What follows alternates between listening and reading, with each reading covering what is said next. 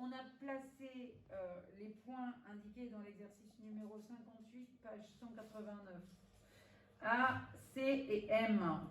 Et le point P de coordonnées 5-2. On vous demande de calculer les coordonnées du point M'. Alors pour l'instant, on ne peut pas le faire parce qu'on n'a pas les formules sur les coordonnées. Par contre, on sait que M' est le symétrique de M par rapport à P. Ça signifie quoi en termes d'égalité vectorielle, ça? Ou géométriquement, le fait que M' soit le symétrique de M par rapport à P. On l'a construit comment?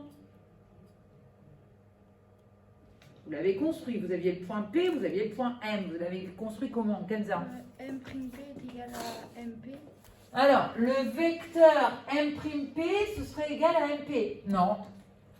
P'M' est égal à M. Alors, déjà, première chose, si M' est le symétrique de M par rapport à P, qu'est-ce qu'on a pour P? Qu'est-ce qu'on peut dire de P? C'est le milieu. Voilà. Première propriété, la propriété du symétrique. Et si P est milieu, Kenza se reprend à partir de M, on a le vecteur M P. P qui va être égal au vecteur PM. Voilà un PM'. Voilà un moyen de placer le point M'. On vous demande de calculer les coordonnées. On pourra le faire quand on connaîtra les coordonnées d'un vecteur juste après, mais pour l'instant, on ne peut pas le faire. Donc, on peut lire par contre que le point M' a pour coordonnées, vous devez trouver 15, moins 9.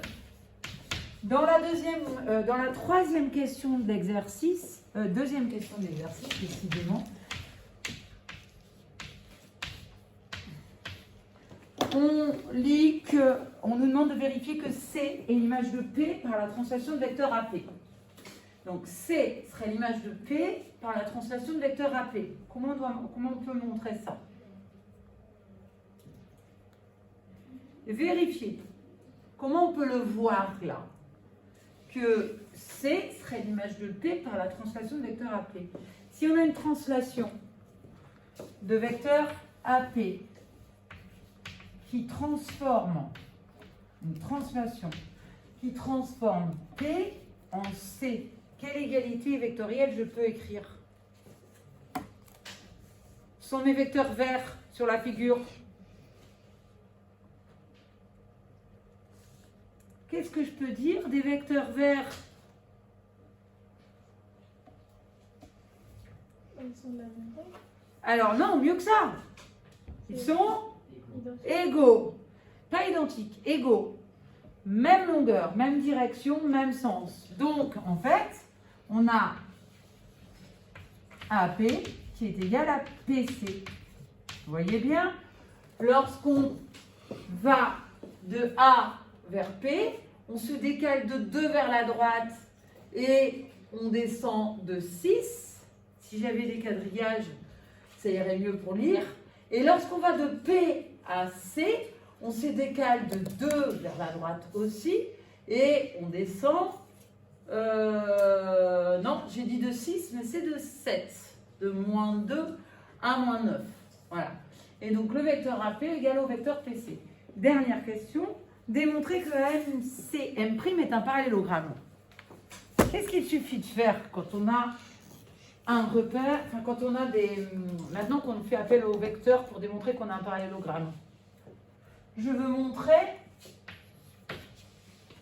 j'ai un parallélogramme. Qu'est-ce qu'il suffit que j'écrive? Quoique non, là, il n'y a même pas besoin d'utiliser les vecteurs. AMCM' est un parallélogramme, pourquoi? Parce que les droites se coupent alors. Voilà, là on sait que, on sait dans un premier temps que P, milieu de NM'. On sait aussi, de par cette égalité vectorielle, comme AP égale à PC, que P, milieu de AC. Donc, finalement, AMCM' est un parallélogramme, tout simplement car c'est diagonal, parallélogramme, car, eh bien, MM'. Et l'autre diagonale, c'est quoi? AC ont le même milieu P.